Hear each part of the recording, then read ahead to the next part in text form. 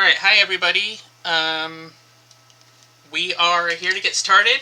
We've got David Kenzer with us, president of KenzerCo and chief rules guy, pretty much. Dave, go ahead and if you want to unmute yourself there. There you go. Hey everybody. Hi, thanks for joining us. Pleasure to be here. Sorry I didn't make it last week. It was a miscommunication. Yep, little snafu. And my apologies to the community also. But you know what? We've got it fixed. We've got you here now. So let's just kind of get started. I plan to let you try to carry it as much as possible, sir. And just to ask you questions and step back out of your way. With the exception of trying to kind of keep it going, since it's you by yourself instead of with Brian. And is there anything you wanted to share with us, announcements, or just kind of a general statement of any kind you wanted to give us before we got going? No, I'm just happy to be here. I just want to thank everybody for coming and supporting us. It means the world to us. Well, we'll get started back in our questions that we had starting last week, and also, if anybody in the community, we have the follow-up channel. If you want to post in there, if you have any comments or add-ons to questions, I'll be monitoring that as we go to throw those to David and do you prefer Dave or David, or either way? Sure. Either way? Okay. I'll be throwing them... David. And I'll be throwing those over as kind of they fit into the conversation. So I'll try to kind of follow the same process I did with Brian, starting with some of the more personal questions about, working with the company or starting the company. And, Brian gave us a good overview of kind of how you all started. But if you wanted to share any of that from your perspective, how you all started the company and came to work together. I don't know, where did he start? He started, I believe it was just like 3 or 4 of you getting together, seeing the other games, and feeling like you could do that and maybe do it a little better for the way you liked things. I haven't had a chance to re-listen to the conversation yet, so. Yeah. But we were big AD&D fans, and playing. We just started gaming group playing, and TSR had just moved really from 1E to 2E, and we were kind of slow to adopt, and we started buying the 2E products, and they were kind of hit or miss. I think for me the last straw was I bought a basic adventure, and when I started playing, which was with the blue box set, which I think I still have my blue box here somewhere. It came with a module B1 in it, and so basic adventures to me were first to third level adventures that were fairly serious. But I bought a basic adventure called something about gargoyles, and and it was the craziest thing ever. It was clearly an adventure for little kids. By little kids, I mean, like 8 or 9 year olds, and where you had to like find the gargoyles' wings that were stolen from them. And I couldn't believe it that I'd wasted money on that. So we started thinking like, hey, this stuff has really gone downhill. Some of the products were still pretty good, but more often than not, you'd buy something and just didn't like it. So we figured we would just try to take a run at doing it ourselves. Didn't know anything, didn't know anyone, didn't know anything about the industry. And it was, I think the first 6 shareholders were just whoever was sitting around the game table at the time. And we had guys that barely graduated high school. And we had a guy who was pretty senior compared to us. I think we were all in our early 20s and he was in his early 30s. And I'd say he had 15, 20 hard years of cannabis under his belt. Like he could barely write or spell or do anything, but the will was there. So that's kind of how we started. So most people think, I've told this story before, so I might be boring you. Most people think that Kenzer and Company was named after me because I had, like, it was my company, but it's not really the case. I was just one of many shareholders, but I filled out the paperwork. And to incorporate in the state of Illinois. And I asked everybody what we should call the company. We had all sorts of cool names, like Thunderbolt and all sorts of interesting game-like names, and nobody could agree on any of them. Nobody would vote for anyone's but theirs. So I came to the game session the next week, and I had filled in. I just said, I think my last name's pretty cool, so we're going to call it Kenzer and Company. And that's what I said in my head. And then I passed the paper around, and Brian was actually he looked at it like third, and everyone was supposed to sign their name and stuff. And he looked at it, the incorporation papers. He's like, "Who picked the name?" And I said, "It's just a placeholder. So you guys have 2 weeks to come up with a new name. Otherwise, this one goes in." And that's what happened. I should have known right then we didn't have a creative enough group to start. So that was probably 1993. 93, so nearly 30 years now. Anything big planned for that next year?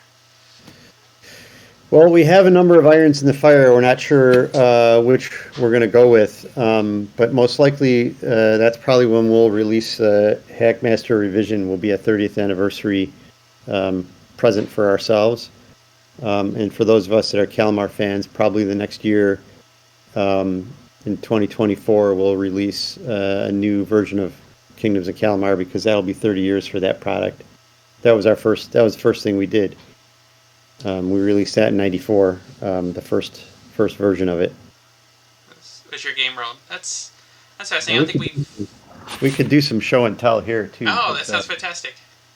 This is these are the first Kalamar books that we made. They look like this, and this one's signed. Oh no, it says edit copy. So probably I went through this one and marked it up. Not so funny story, aggravating to me, but maybe funny to you guys. I don't know how many products we went to. Actually, maybe every single one I've ever looked at. Used to make a big deal. We'd have a new product, and we'd open up the box and take a look at the first product. And inevitably, whatever page I open up into, the first thing I do is I find an error, usually a spelling or grammar error, typically not a rules error, but I'll usually find an error. This was the second version of Kalamar that we made. We basically just got boxes printed and then put the books inside. And then when we reprinted, the books looked like this. So those were really like the first three things we did. And then we made an adventure, primarily written by Brian, called Tragedy in the House of Brodelm, that I have here somewhere too. And I think that came out the next year in '95. So yeah, these are a lot of our products, not all of them. I have like Hackmaster 4th edition down here, Kalamar, various old Kalamar products, and then up here in the top shelf is some of our historicals, but most of our newer products. So yeah, so I'm in my gaming room. That might be interesting for people to take a look around too. I'll save that for a little while. Yeah. Maybe close out with a little tour at the end here. So that's fascinating to hear about. Didn't know you were working on a revision of Kalamar. So I thought. Of the PHP. You've mentioned that both in the old forums and since a little bit. And but I meant the actual Kalamar book that you're working on a new one of that. So definitely some thirst for information here in our community for Kalamar, I feel like.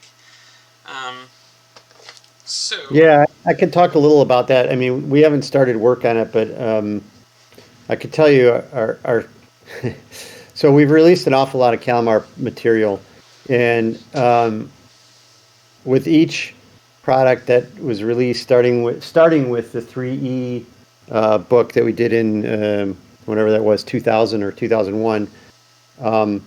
Small bits of material kind of slipped through our fingers and were published that we regretted later because we didn't necessarily agree with, or we had a timeline pressure. So probably I personally go back to those original books that I just showed you when I look back to source material rather than any of the other products we made.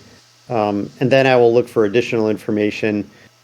Let's say I'm looking up something about a cleric, if we're going to redo something for the Zealots Guide, we always start with the original 90, the book we worked at in 93, the original 94 product, and then look to see what we added in 2000, and then Divine Masters and other books that came after that later, because we don't actually agree with all the material that we publish. So I can say that when we redo Kalamar, we'll be basically taking all the material that we've published, and we'll be adding some things. There's some stuff that's been added over the years, either in our own minds or in our home games or whatever. But we'll be adding a little bit, but mostly we'll be adding things from other books that we agree with, or we approved, or we wrote ourselves into a new version of Kalamar. So sort of like a new. The timeline will still be static. I know that's a hot topic. Some people want that, some people don't. But yeah. I apologize. I spoke over you a tiny bit there.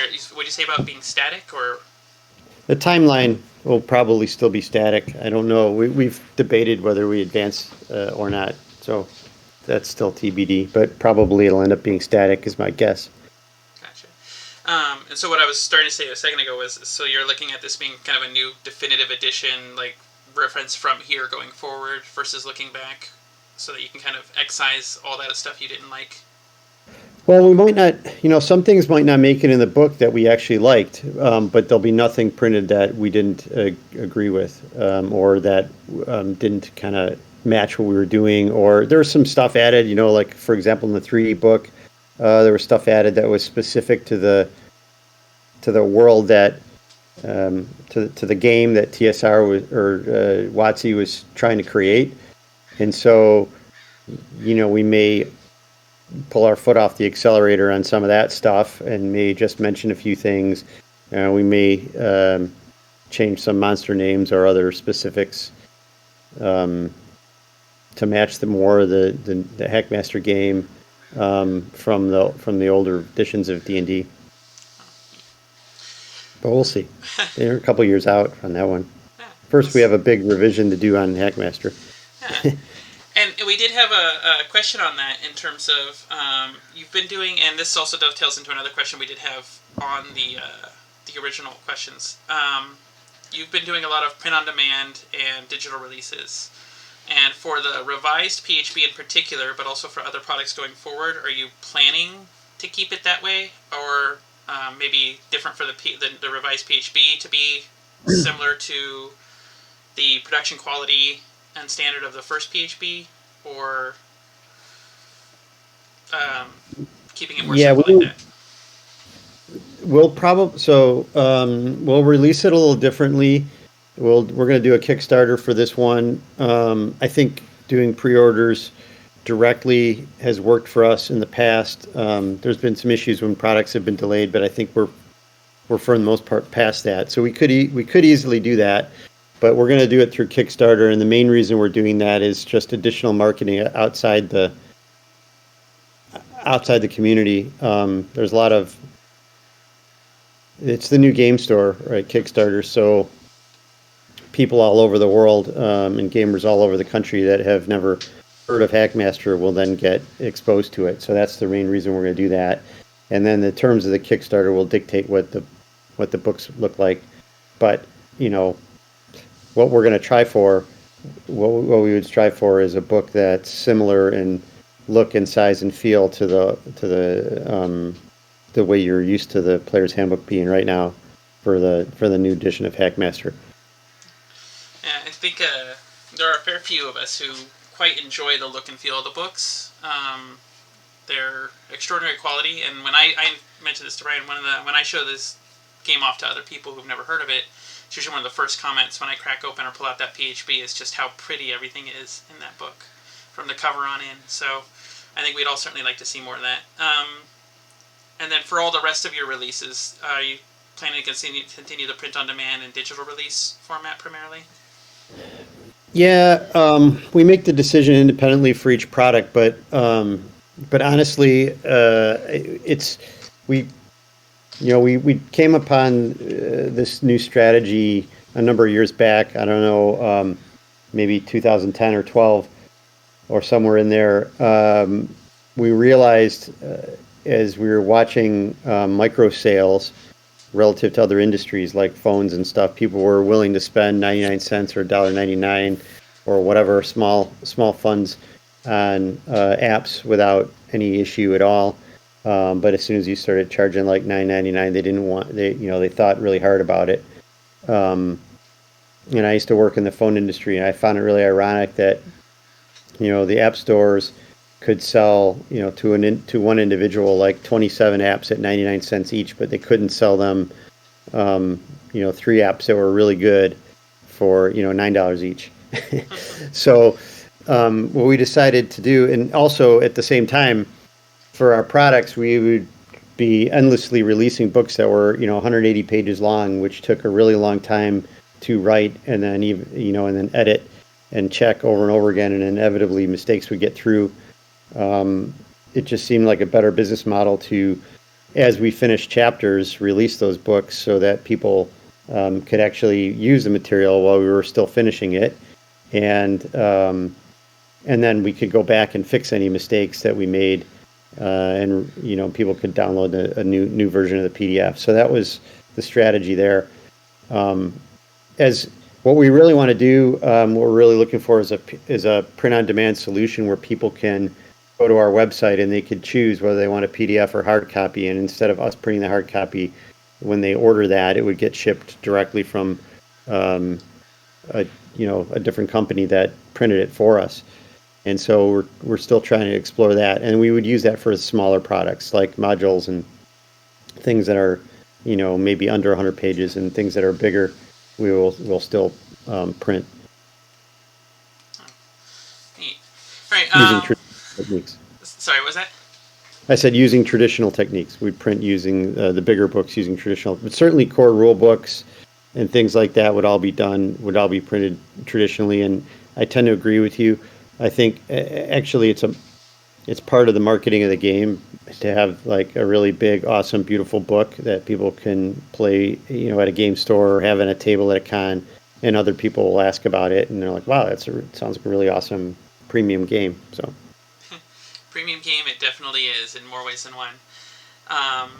So, I'm going to pull us back to some of these more personal questions, kind of a get to know you and your style. And aside from what you like to use in your games and when you play, but in terms of developing and working on a product, throughout those whole 30 years now of KenzerCo, what has been your favorite product to work on? And how close do you feel like it came to your original vision once it was finished and put out there? Well, my favorite one to work on was probably the Hackmaster Game Master's Guide for 4th edition.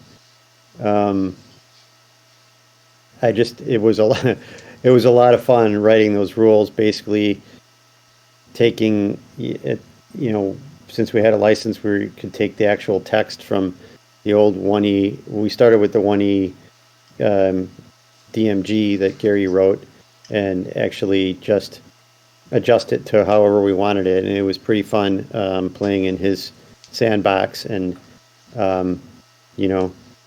we could do whatever we wanted, including kick sand in Gary's face, so that was fun. And we got to rib him a little when we were at cons, and he called us like naughty little devils, I think was a word he used. Anyway, I really enjoyed working on that book. I still remember just being at our offices late at night, just working on chapter after chapter. But as far as it being as I envisioned, the way we did it was we broke up chapters among a bunch of different writers. So there's chapters in there that I never even read. That I never worked on. And so I can't really take ownership for those. But back then we kind of had a rule, a publishing rule, that we had a lot of employees then. We had, at one point we had 19 employees, I think.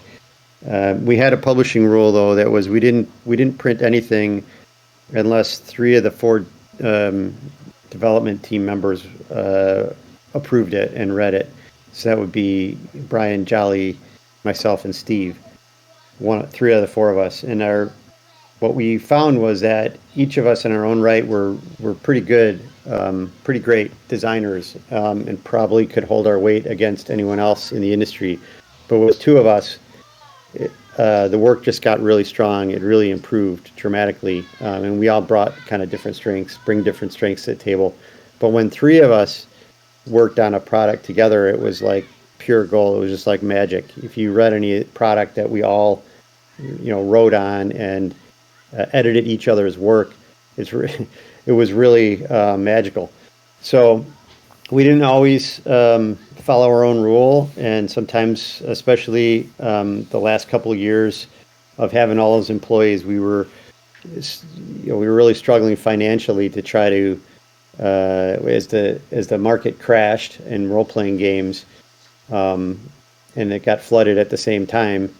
We were selling less books per printing, and so we were sort of print or die mentality. So we had like stricter deadlines. So there were a lot more books that went out.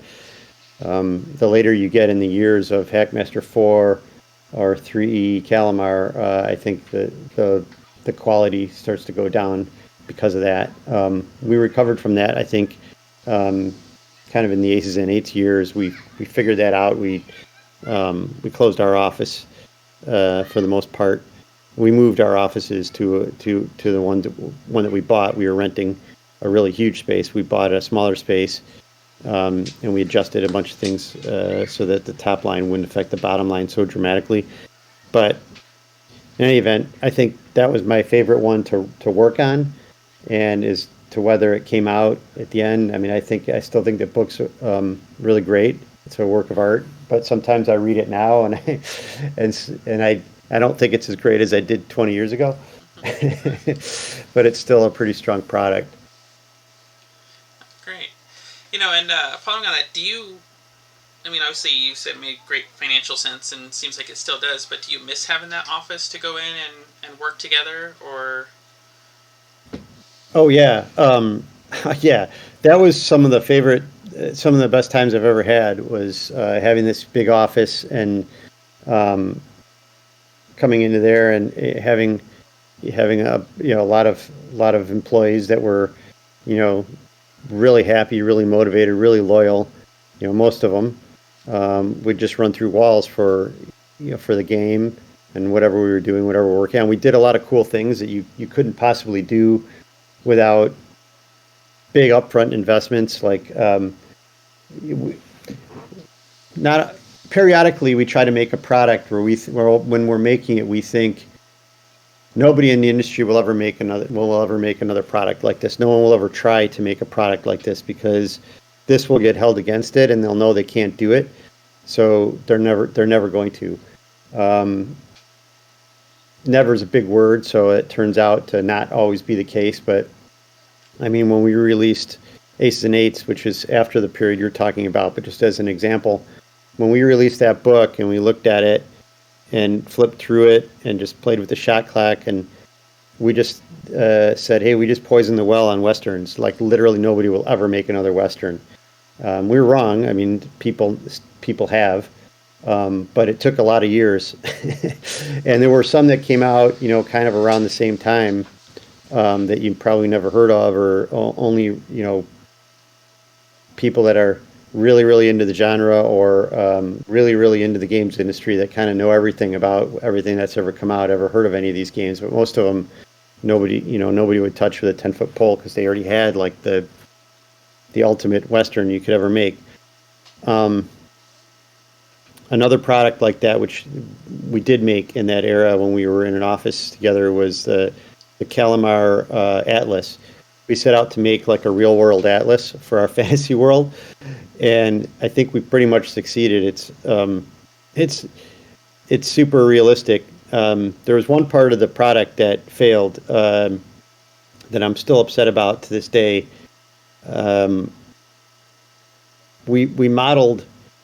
The point was that you would have the atlas the way it was, and then you could digitally zoom in on any page, any section of the book, and it would get more and more detailed, and so that we could then place adventures wherever we wanted, and then just zoom into whatever scale we needed, and there would be our wilderness map.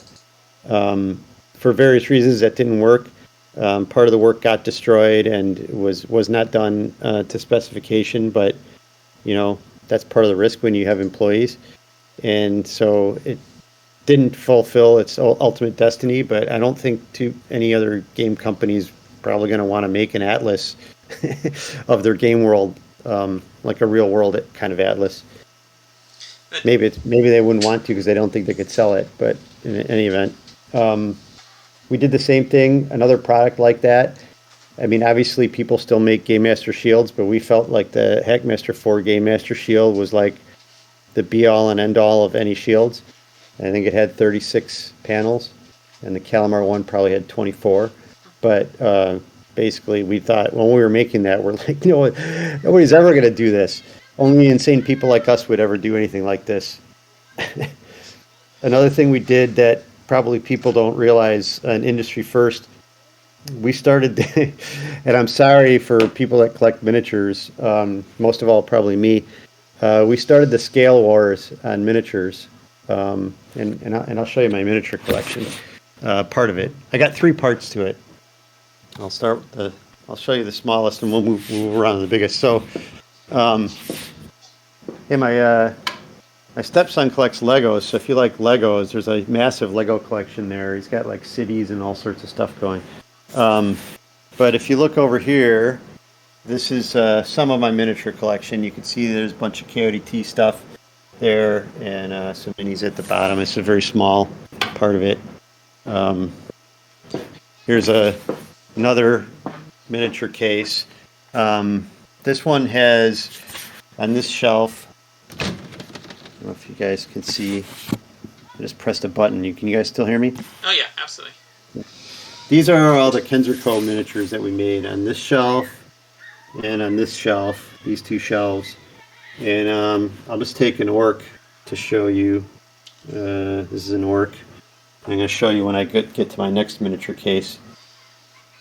Down here are some armies that I have and some terrain. But this is my bigger miniature case, which is pretty big. Quite a lot. When we started making, I got a few. When we started making our miniatures, let's see, what was a standard miniature around that time? Probably like the Raul Partha stuff? Probably this guy, Gal. All right, that was a standard miniature. You see her? Okay, this was our human size. I don't know if you guys can see. That's an orc. A little blurry. You can see the size difference for sure. Yeah. So everybody was making 25 millimeters, and they were thinking of going to 28. But our rule about Hackmaster at the time was anything we do, whatever we do, whatever we publish, whatever we make, has to be bigger and badder than what anybody else would do. That was like our baseline of decision making. So we decided when we were going to make miniatures, we were going to make ours 32 millimeter. And so all of our miniatures are way bigger than everyone else's. And they're actually pretty popular. But it turns out the miniature making business is a big pain in the ass, and also it violated our lease. So we had to stop doing that. And we ended up in a lawsuit with our landlord, which we won, by the way. But anyway, so I don't know how I got on the tangent about the miniatures, but we made some. We were the first to start the size war, and the guys that were really looking at us closely were what are the names? The guys do the Bones Kickstarters. Not sure. I'm not sure that Kickstarter you Reaper Reaper. Miniatures they were looking closely at us, and then Reaper started making their miniatures bigger, and we left the miniature business, and everybody 28 millimeter was the minimum size by the time we were done. Well, so as I say, I feel like that trailblazer attitude, that wanting to do it different, is probably why you have such a loyal following, even going through to this day. So, yeah, I mean, we have, because Brian, Steve, and I we're all engineers, and it was always there was always a tinker mentality of let's take, and Jolly has a lot of this too. Let's take somebody else's thing and improve it. Take it, and that's how all inventions are really made. It's on the shoulder of giants, right? And so there's a lot of looking at how things are, and there's a few things that have just been inspiration that aren't that way, like the shot clock and Aces and Eights. I can tell you guys exactly how that was designed. We were big Boot Hill players, and Jolly and I were, at least. I'm not sure if the other two were. I think I taught Brian and Steve how to play Boot Hill in high school, but they were not as big of players as I was. I used to play with my brother and stuff. I had an older brother that I taught how to play. And and the problem I had with that game was, you shot someone and then you rolled a location, and that was kind of standard way to do it. And so some of the rules that we make are one of us are thinking about how things work, and typically that's me. I'll think about how things work in real life, and I was thinking about I've had a fair bit of experience shooting guns. I grew up in a gun family. I don't have one now for those that want to come and try to raid my house. I don't have a gun, but I did growing up and spent a lot of time around them and with them. And in college, my roommate had guns, and we would go to the shooting range all the time and stuff.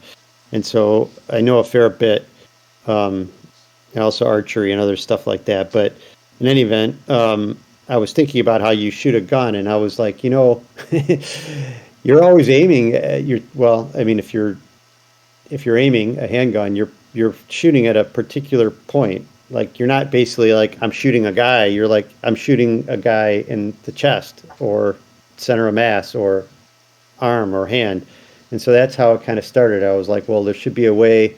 First, you pick where you want to shoot them, and then you roll the hit. And by the way, if you miss, that doesn't mean you missed the guy, right? And so that's how the shot clock started. It was all about my experience in real life shooting weapons.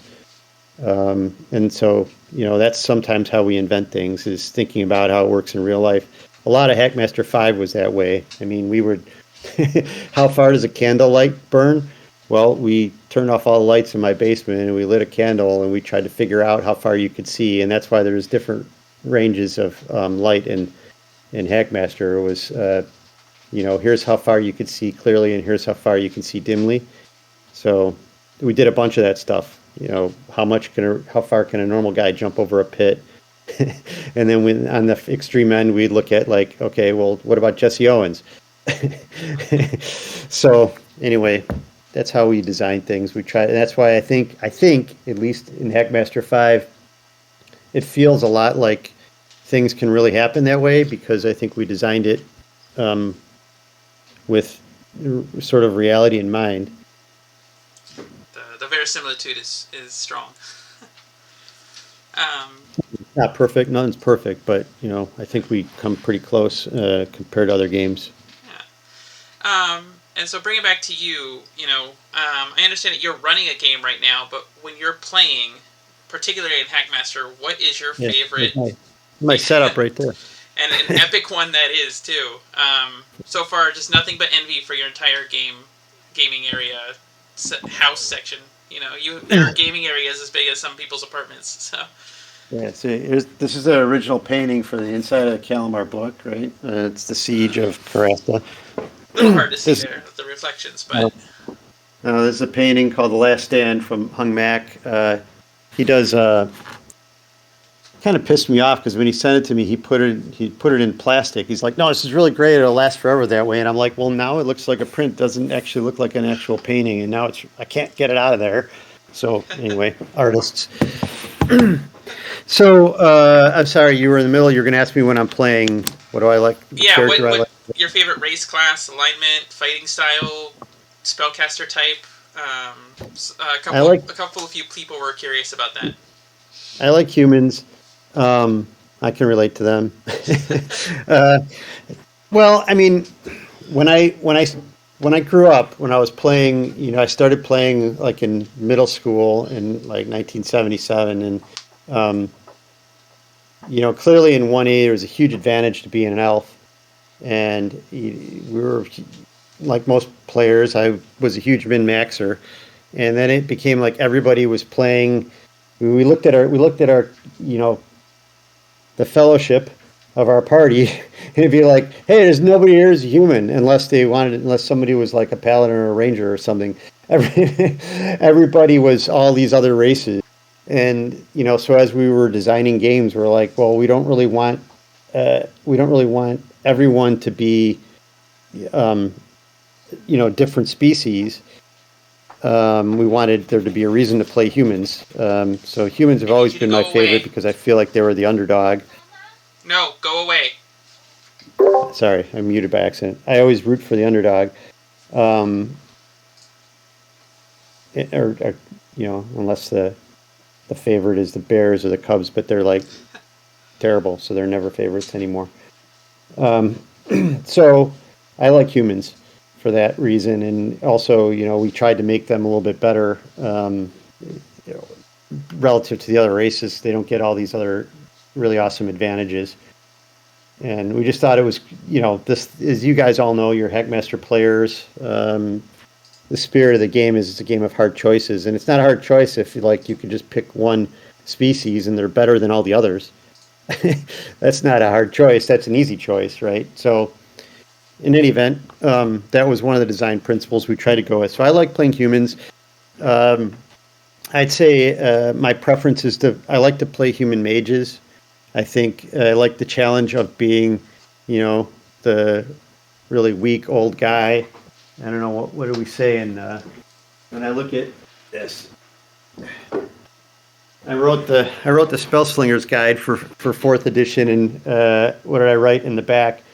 You're two decades older than your fellow adventurers. You roll a d4 for hit points. You can't wear armor. You lug around a heavy tome wherever you trek, but you have big plans, very big plans, crushing empires for fun and profit. So I like that. I think it's a challenge playing a guy that, a human mage who can't really do much and is really, you have one DR, and I think it's fun. You have to really be engaged. You have to pay way more attention than the other players, in my view, in order to you have to understand, if you want to live, you have to understand how many hit points, how weak or strong everyone is around you, where the opponents seem to be moving towards, so that you can move the other way. And I really enjoy it. The second class that I also really like, I like to play paladins. I like to play lawful good paladins, or in the Hackmaster 4 days, I played a knight errant who was lawful good, even though he was a knight errant. And I really like. I think it's just fun. It's not. Everyone hates playing lawful good characters because they feel like you're restricted, but I like pushing the boundaries of that, and arguing with the game master over whether what I did was good or not good, and usually I can hold my own, and they realize, oh, I guess punching the princess in the nose and throwing her over your shoulder was the best move that you could do, and that was for the greater good. So, in any event, I think Spock's lawful good, and he's pretty cool. So, hope that answers your question. No, yeah. I think that's actually even a more expansive answer than I was expecting. So we've learned a lot about. Did Brian say he likes to play mage? I believe so. Yeah. Because he's always played clerics. I mean, he's been playing mages now in Hackmaster 5 mostly, but historically, Brian was always the cleric. Always. Yeah. And it's funny because, like, he, even in high school, he was pretty clearly a staunch atheist.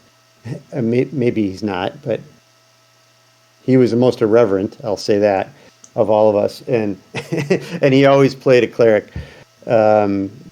Recently he's been playing mages, primarily because I'm game mastering. The mage role falls to him, I think, more often than not. But in any event, I find it funny if he says that his favorite is mage, because I'm pretty sure it's cleric. I think he mentioned something about that, about playing more mages now. Again, unfortunately, I didn't have time to review our talk, and one oral conversation is not enough for me to fully internalize things. So, but you talked about the revised PHP, and you've mentioned that here and there in other places. The new Kalamar guide, and so we heard last week about the new sci-fi game that you have the manuscript for. You want to tell us a bit about that, how that's going? Invasion Earth 2112. Well, we're waiting for Jolly to procure artwork on that. That's really where it is. But he's been trying to get ahead on KODT because we have GaryCon coming up. So there's been one pass through editing. I'm making some changes to the manuscript now, rules wise, because I'm changing it. So the game itself is it's a little bit of an amalgamation of Aces and Eights and Hackmaster with some new stuff added in because it's it's got futuristic weapons and things like that, but it's got range combat similar to Aces and Eights and melee combat similar to Hackmaster. But it's about a future world where the Earth has been invaded by aliens who also have been living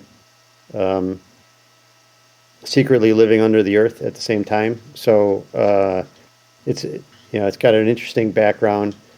Nate Sims wrote that based on our rule sets. So the changes I'm making are mostly to the rules, not to the. I think the flavor is pretty good, and what he's come up with is a pretty compelling world. But I'm putting in some of. For lack of a better term, I'll be testing some of the changes to Hackmaster through this game. Like a really simple one, if you look at the stat charts for ability scores, strength through charisma, I'm trying to smooth those out a little bit. I'm trying to give players a reason to. There'll be less breaks where there isn't something to gain if you gain another integer or another half an integer. So I'm trying to do that. And another thing you can expect to see in the new Hackmaster and potentially in Invasion Earth, I'm going to be pulling back a little on dexterity and making intelligence and wisdom a little bit stronger when it comes to attack and defense. Primarily intelligence, I think. Dexterity right now, I think, is the most important ability in Hackmaster. And again, if you roll up a character and it's a no-brainer to put your highest stat in dexterity, then that's not a game of hard choices. So again, I'm trying to struggle to find a better balance there. So that's one thing you'll see in there that for Hackmaster fans may be worth looking at. I'm trying to decide how deep I want to make changes in this book because we do want to kickstart it and publish it. But there are some other things I may roll out that we're looking at for the new edition of Hackmaster. Edition, but it's probably really more a revision. Right, and we did just have a player ask that, and it's been asked a little bit, and I think you've touched on it a bit, and I've shared some of what you've told me about it too, in terms of it being more of like a 5.5.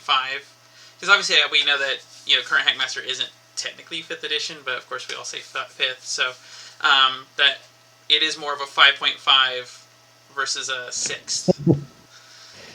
Yeah, for sure, because there isn't going to be a break from the old. There won't be a severance from the old rules where you have to. You'll be able to use your old characters. You may have to do some updating. Like I said, if I change some things around the abilities, you might have to update. The bonuses based on that slightly. But I have a list here I jotted down before the call of some things that you'll see changes in. If you guys are interested, I'm happy to mention the kinds of things we're doing. I think we'd love to hear them. So, while I'm on the subject of abilities, we're going to make Constitution a little bit stronger. Con is probably one of the weaker stats in the game, even though it directly relates to your starting hit points.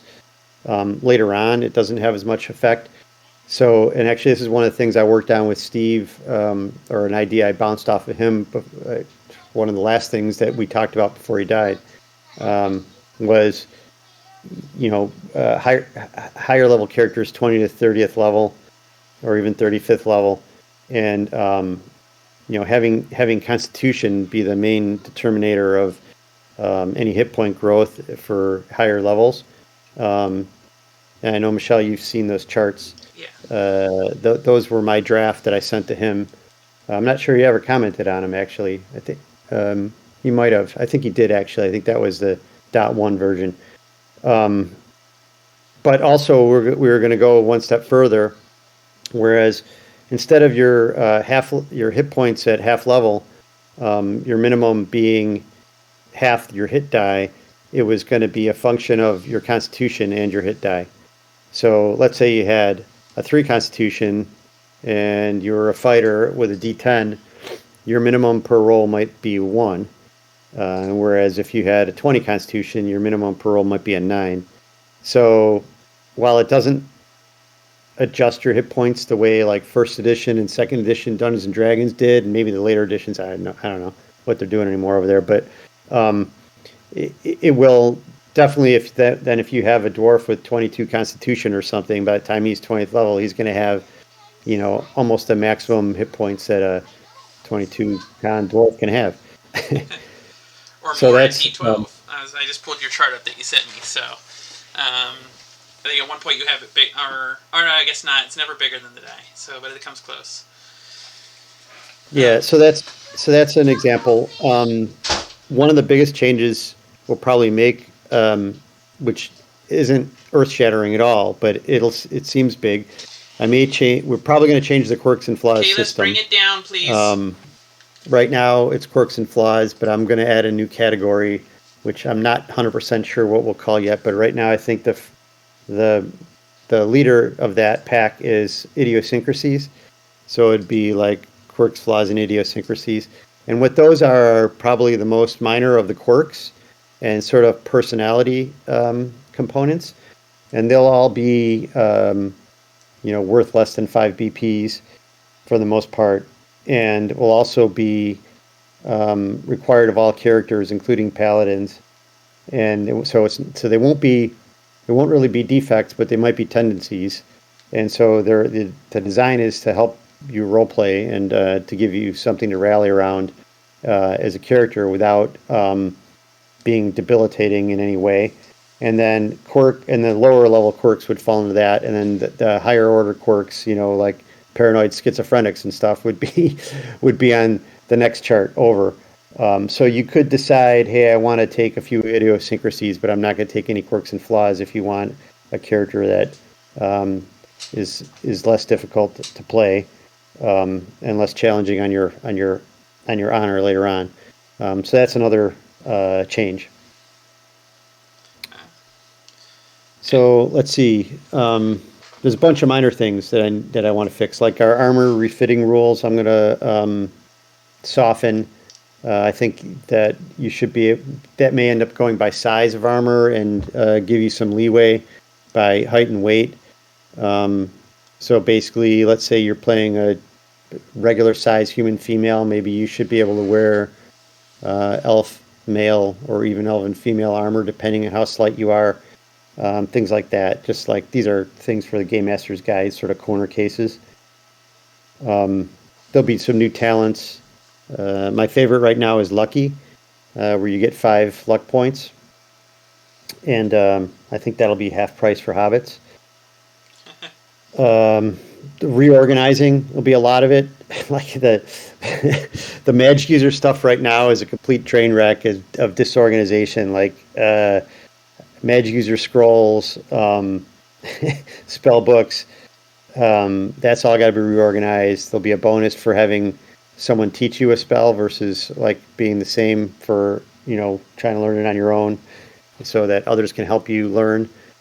We're going to turn some of the skills into proficiencies that probably don't need to have skill checks during the game, and then there'll be some proficiencies that have skills that layer on top that you can get, or vice versa.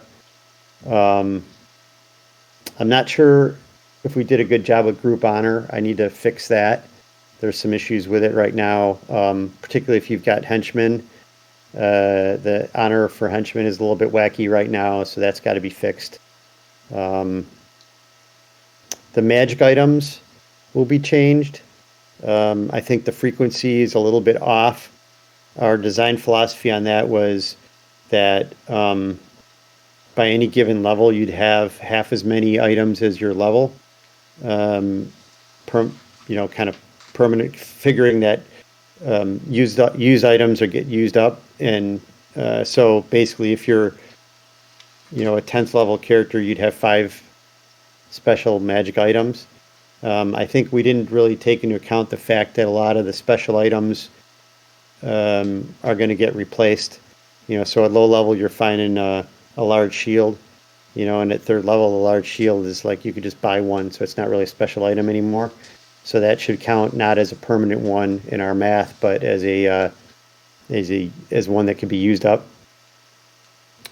The powers and the magic items, there's a little story behind that. A lot of the magic items, Jeremy was working for us full time at the time.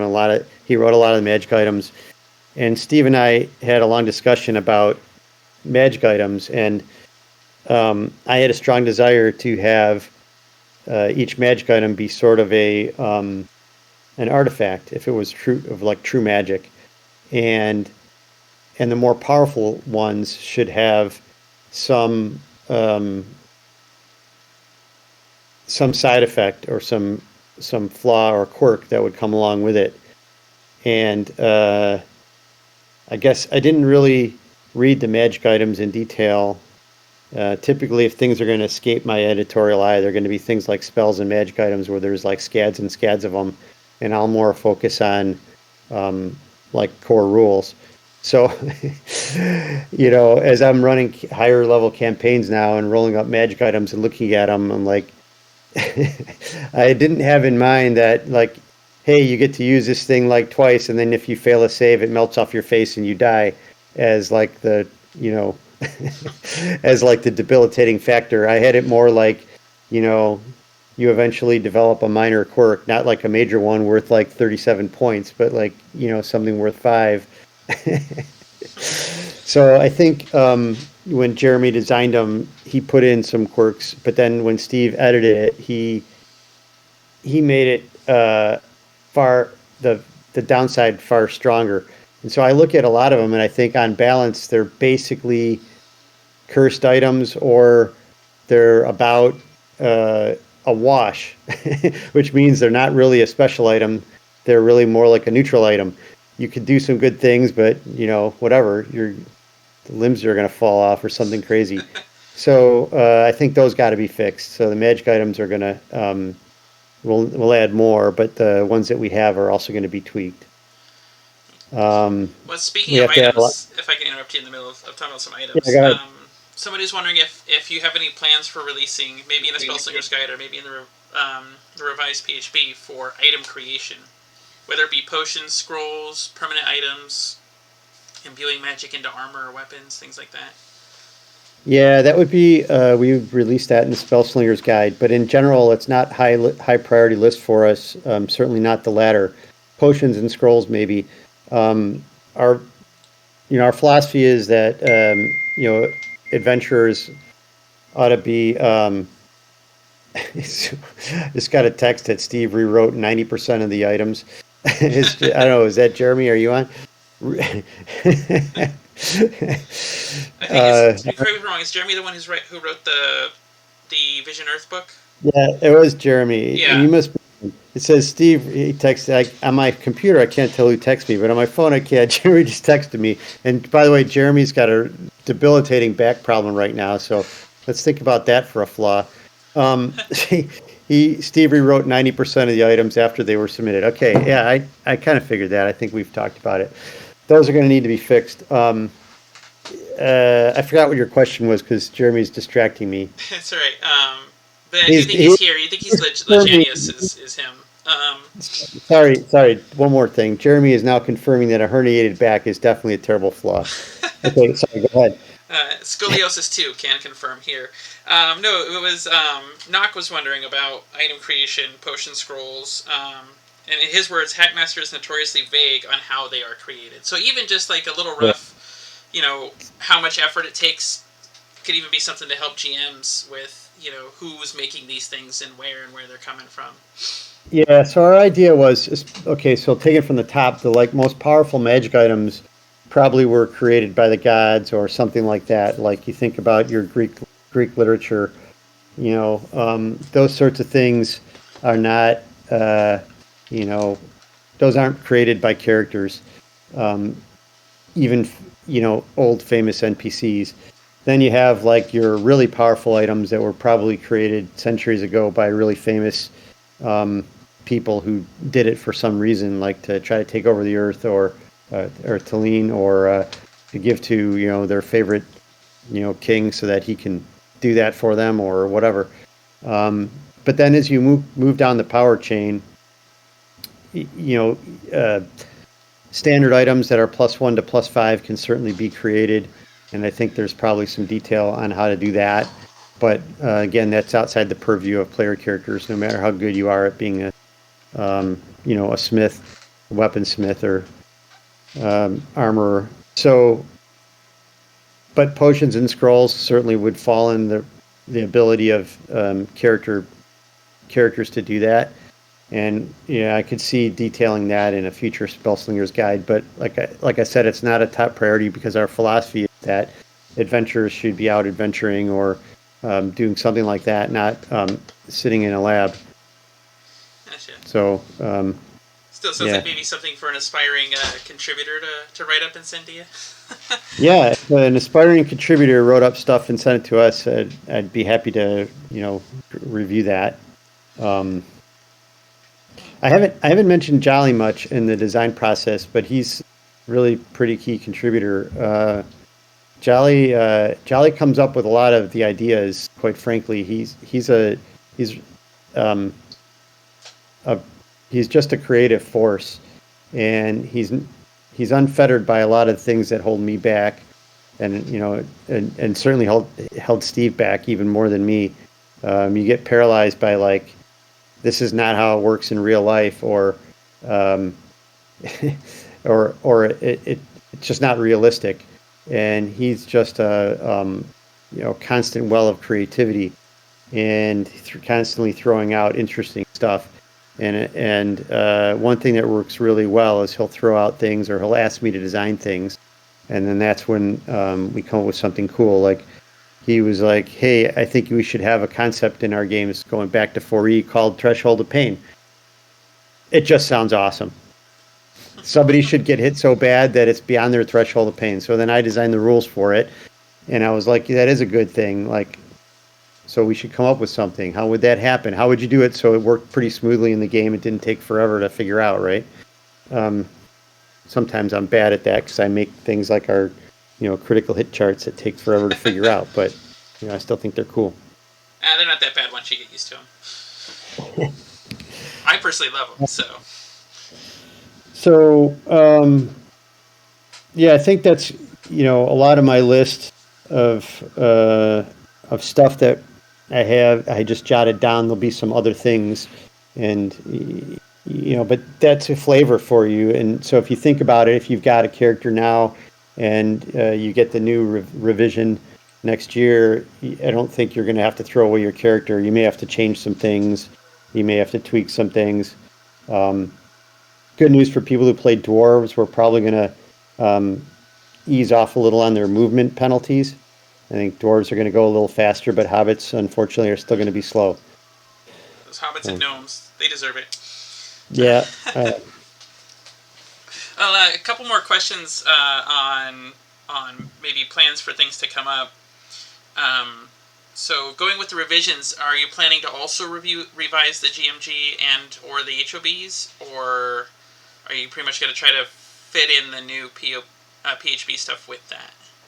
No, the Game Master's Guide is going to get revised for sure, because that's also these revisions. I mean, look, we want to make. You asked about the hardcovers. We want to make new hardcovers, And so I think it goes hand in hand with the revisions. There's a bunch of people that have, you know, play game masters guides and players handbooks that are soft covers because the hard covers weren't available to them. So it would go with that. So I guess ultimately we would revise the Hobbs, but I'm not in a hurry to do that. They would come probably later. Um, Probably Hob 1 because it's so old. I think that might have been the first book we released. And there's some rules at the front that need to be fixed, that need to be revised. And I know I saw some questions on morale and tenacity and stuff in the. I don't know if that was in your Google Doc or where that was, but yeah, there's some things that are unclear that need to be fixed, or that you could see how we evolved the design of the game as we were publishing things back in whenever that was, 2009, 10, 11, 12, when we were first designing the rules majorly. But it's been like a decade, so I think it's time.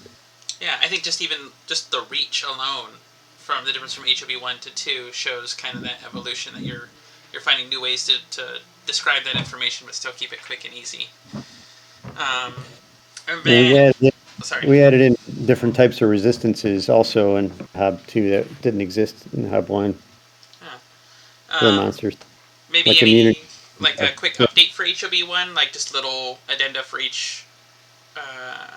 each entry to say, like, here's a quick addition or index sort of thing, add this to this monster, add this to that monster. Um, Maybe a chance at something like that. Players are just wanting all the info they can get from you, and all the product they can get from you, I think. Jolly had a great idea for a product that we'll probably do. I'm not sure when we'll put it, but last time we played, he was like, "Hey, we should have a book that combines all the monsters from Hob 1 and Hob 2, but only the field notes, and it's a player's book, so they get that, and you can just read only the fictional entries, and that's your that's your field manual if you have monster lore." That And I thought that sounds. was a pretty cool idea. Yeah, successful monster lore check. You get to read the entry. Right. And then another question about, as you work on the revisions and the small, I guess, splat books is what I like to call them myself. But Tex is wondering if we're going to see the class side grades, is what he referred to it as. So things like specializations, maybe might refer to more advanced classes. Some people are pro advanced classes, some don't really like them as much. But he specifically referenced the Blood Mage and things like that were in 4E. Yeah, I had a pretty good brainstorm. I think, so what you'll see first, what you would see, and I'm not sure where we would release this, if Dave Spellslinger's guides, probably. Um, the first thing you're going to see, we will probably roll out specialist classes for mages. But I could tell you that entails classifying all the mage spells into different types of spells, like conjuration or what have you, because we have a pretty elegant way to do that. I think that doesn't take a lot of doesn't affect the rules much. I think we can do that pretty quickly through spell points, and so I think that's probably what you'd see first. Other mage classes are, certainly that stuff could be put into play. The one that needs the least work is the one you're working on. I think there's already a ton of fighter classes you can choose from. So, but that's obviously the combatant's guide's got stuff coming out. But I'm not in a huge hurry to create a ton of classes because I just don't think it's as important to the game as some of the other fixes that we do. And some, like magic user spells, we need a ton more magic user spells, and we need to revise the cleric tables from the original player's handbook so that brings the original published priesthoods up to parity with the others. Like, that's a much bigger precedent than, like, making blood mages. Right. That actually was a significant part of our talk with Brian. Was one of the more major questions that people were really curious about, is that what you talked about, revising the original PHB and Zeld's Guide 1 and 2 cleric classes to bring them up to be equivalent in power level and choice and upgrade. Differentiation, I think, might be the best word, with the later Zealot's Guidance. So Yeah, we're definitely gonna do that. I mean, we've got some ideas. So, like, I don't know, for example, for the Cathedral of Light, they they're gonna get monster lore, but only for undead, which is sort of a no-brainer. But there's stuff like that where we just missed a trick when we were making the priesthoods. Like, it's obvious that they should have this ability or that ability for some of the older ones. Plus, their spell lists are we have a much bigger repertoire right now of spells than we did then, and so we're going to adjust those. But more the mages need it, that's they need more work because when you get to be higher level mage, 12th, 14th, 16th level, all the mages have the same spells because there's only 6 or 8 to choose from, or even 4. So that the higher level spells need work, and there's a couple of guys that were working on submitting spells, um, and they haven't come through quite yet, but I have faith yet that they're still going to. But that's something that we need to do some work on. George Fields and Steve Lawrence were the 2 guys that were working on that stuff.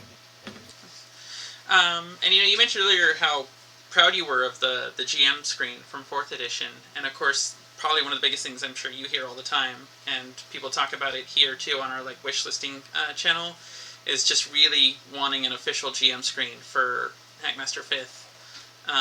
Have you worked on that? Is that just something you've just decided, there's the fan stuff already created that people can put into customizable screens and kind of want to leave it there for now, or?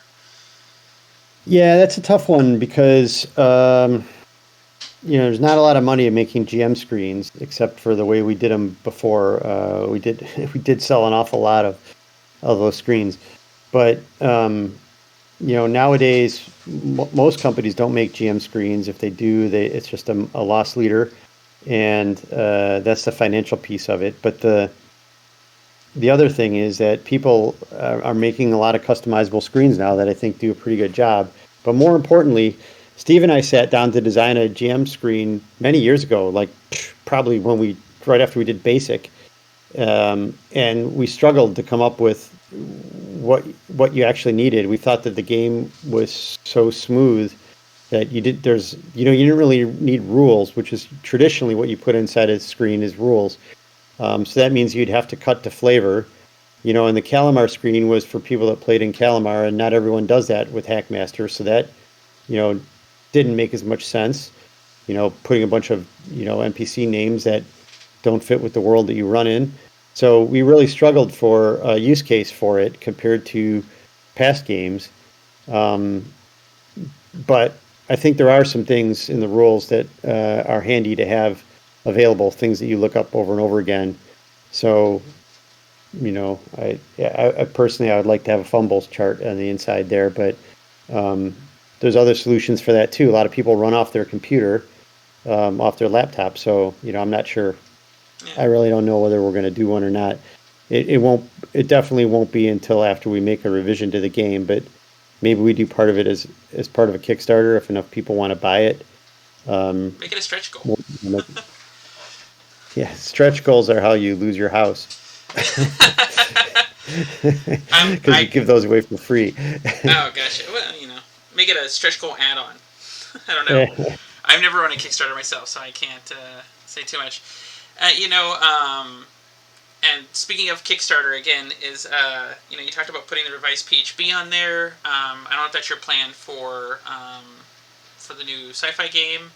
Yeah, Invasion Earth would be a Kickstarter, 100%. Yeah. And I'm hoping to look. I wanted to do that now and have the game available at Gen Con. Time's starting to run short on that, but it'll be coming soon. Yeah, well, one of the things that us as players that we talk about and being frustrated with is just nobody's heard of this amazing game that you made. And along with putting it on Kickstarter, where you have a broader reach for these, and these projects can often go viral even, do you have anything else that you're working on? We know that you and Brian, you have other full-time jobs that you work, and Jolly focuses primarily on KODT. But to beyond the convention circuit that you all do already, increasing the visibility of this game, getting it maybe into more hands or more distributors. Well, there's no more distributors. There are only a handful left, and we're carried by all of them. They just do a pretty lousy job at this point. I think the world of distribution is going to be going away. Unfortunately, the world of retailers already, is as small. Hopefully, it's as small as it'll get, and we're reduced to a pretty small size. So I think, you know, one thing we're missing is we've never done a Kickstarter for Hackmaster, and that's where a lot of people go to look for their games. Social media, we we have our stuff on Facebook, and we're just not we're just not as good as we should be on that. Historically, Jolly's always been our uh, face to the company and social media, and I think he found his niche at Facebook and didn't really evolve into the new platforms that everyone else uses now. So we have to figure out how to do that. But our first step was to fix our website, and I'm kid you not, we spent like 4 years trying to figure out how to do that, and we went through multiple people and had a lot of fits and starts. Um, and I'm happy to say as you guys, I'm sure all know, we finally have our website fixed, and so that was our first step. So now we can start focusing on other things. Um, Suzanne, my wife, wants to do a bunch more cons, so we'll probably start doing more cons, summer cons, and or throughout the year in different places. We need to get to Europe again. We haven't done Essen in many years, and we used to have a pretty big fan base in uh, the Netherlands and Germany and UK. So we need to do that. Um, but basically, we just need to put a concerted effort forth into marketing, and we haven't done it. It's not our strong suit. None of us are super comfortable doing it because, like, I can run a business. In fact, I think this is probably the best run gaming business that there has been in the last 30 years, and because we've not declared bankruptcy and we've not, defaulted on debt, and not screwed over any artists. And pretty much everyone else in the industry has done all those things. And so I can run a company, but I prefer not to. I prefer to make games. And so I started doing this because I want to design and play games. And so I want to stick with the things I love doing, and um, trying to come up with marketing campaigns and figure out where to place those is not what I like to do. So I'm looking for others to step up and help work on that. And but I do recognize the fact that, you know, in my humble opinion, and probably shared by others, in the last, I don't think there's been a better role playing game in the last 12 or 14 years, and we failed in our in our essential goal of distributing this game to as many people as we can and teaching them how to play. So I'm not yet sure how we'll do it. I think the best way is to have attend a lot of cons and go to a lot of retail stores and run an awful lot of demos. And it can't be done by just our staff. It has to be done by, an army of people that are willing to do that. And lots of people in the HMA have stepped up to help in the past, but it's just we haven't we haven't put a lot of time and effort into it. And before we do that, we have to do a lot more advertising and marketing so that people start seeing ads all over and wonder what it is, so that when they see that there's a demo, then they want to show up to it. So I know there's a lot of work to be done, but I wouldn't look for a huge amount of that until probably we get closer to releasing a new revision of the game. Um, but yeah, and I plan to put a lot of money behind it. We just have to figure that out when the right timing is. Well, that I don't want to let does. you guys down. We've been letting you down. Well, I think we all have a decent bit of understanding in terms of between losing Steve and then, like I said, you all having other primary jobs. Look, And I'll get very personal with you guys. So we didn't just lose Steve, but Steve lost his mind for like 2 years, and we didn't know it because he was really good at hiding it. Um, really, like, as you think about like high functioning alcoholics who no one really knows they have a problem. we didn't realize that Steve had a problem because he was really good at hiding it, and it came on gradually for him, so he got really good at hiding it.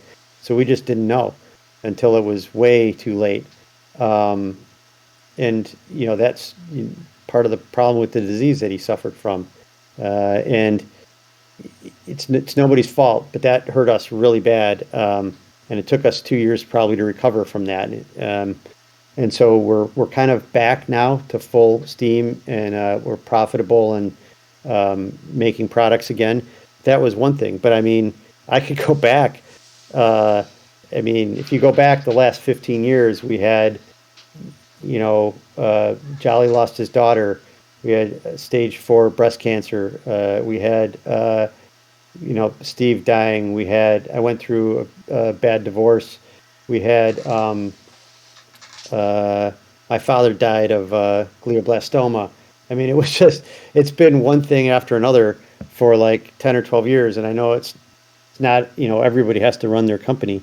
So it's not an excuse, but when a lot of us are doing it part time and then you have these other things, it's just crushing.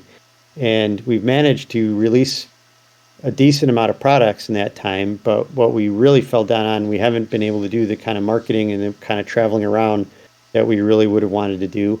And we haven't done the release schedule that we would have wanted. A lot of the company really fell onto Steve and Jolly for a while.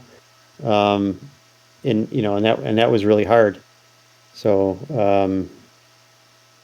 that's what happened there. Yeah, I think compared to. Sorry. One more question, and I got to go, but I'm willing to come Okay. back for Well, weeks. But Yeah, my wife's probably on the table. let's try and do this again. Yeah, and we've been going for quite a while. So the last thing I want to do is probably something that's of strong interest to a few of our players and really comes into what you just talked about, and that is the HMA. So as you're aware, some of our members have been really working hard to bring that back and get it roaring full steam. They're working on a new hack journal, which they're referring to as Hack Ape. Have to get the story on how they came up with that name. And we've had 2 online gaming weekends now. Those have been pretty successful. So a Saturday, Sunday. And so, you mentioned getting more demos going on, but do you have any thoughts or ideas or guidance for those community members who are working on that, who are running that? Yeah. So, like, if you wanted help in this area, I mean, these are the things that we can do. So, I think you're starting a YouTube channel, if I remember right. That would be really awesome. I Tentatively. think doing YouTube videos of yourselves playing, or teaching people how to play, or teaching people Hackmaster just on YouTube, is, I think, helpful because nowadays a lot of times you want to learn how to play a game. That's what you do. You hear about this game, you're like, let me check it out. Let me do a YouTube search and see what's there, and I can watch it a little bit. I know there's some good ones out there, but a constant stream of those. These online games that you run are really awesome, and if you really the way we grow the game is by adding new players, and people don't like to learn new games unless they're taught by someone else. So having online games where hey, I'm going to run a game, and you guys that are experienced players can show up.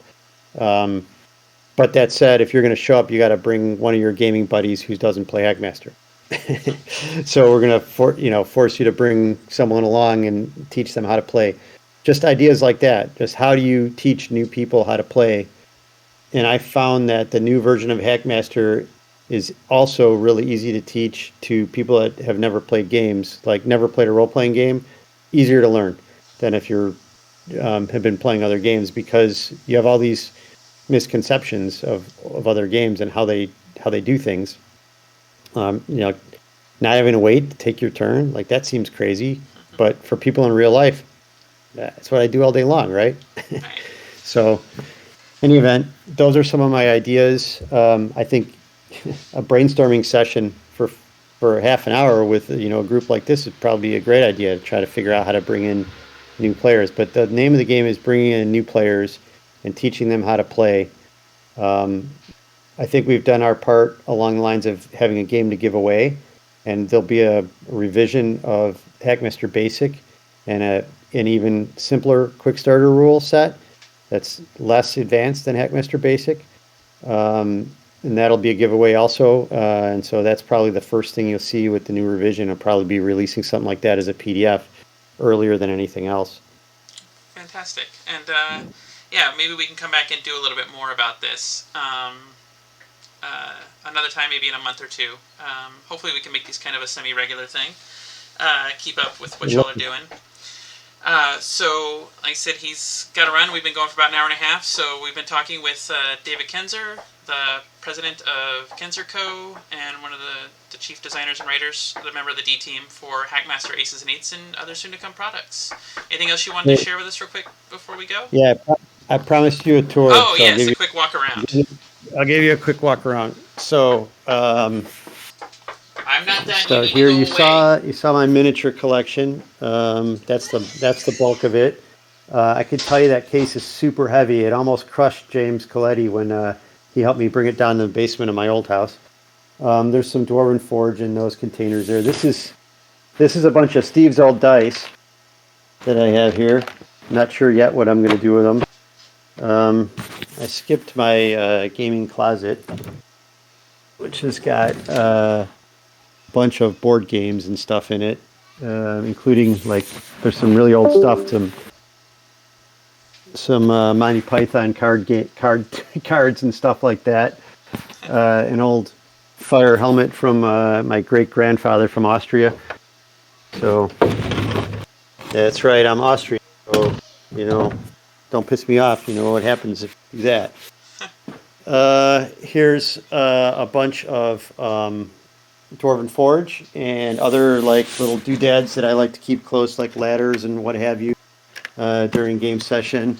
That's a bunch of there's some miniatures Jolly made for me on the top, but then the other ones are all Miniature Building Authority. I love their stuff. And there's some deeper cut stuff down here that I don't use very, what have you. These are some game tiles from a company called Pedion. That's what you see on the table there. And this is a table that is my my home design that Studio 66 built for me. Got some Kalamar maps laying around down here. This is a map of a very rough map of Bet Kalamar, which I'm not going to show you. There's some old 2E D&D stuff and a bunch of forest material. This is more NBA, except for this fort, which I bought on eBay. I don't know, I use it as an orc fort. Got my golem up there. Jolly painted this for me. These are a bunch of reference. Now I starting to get to those are like old. There's some bundles of trouble down there and bunch of my old and some reference material. This is a bunch of reference material and some bookcase games that I have, and these cabinets in here have like old miniature boxes and dice and other stuff.